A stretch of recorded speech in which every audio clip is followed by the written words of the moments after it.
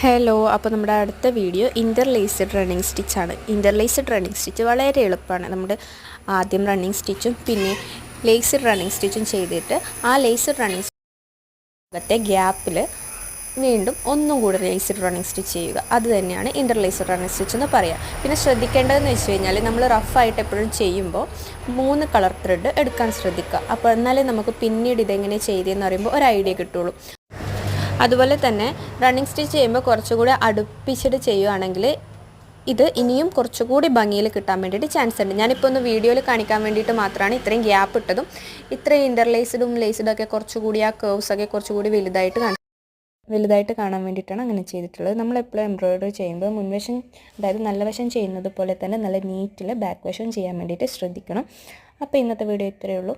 ഇഷ്ടപ്പെട്ട ചാനലൊന്ന് സബ്സ്ക്രൈബ് ചെയ്യാൻ മറക്കല്ലേ.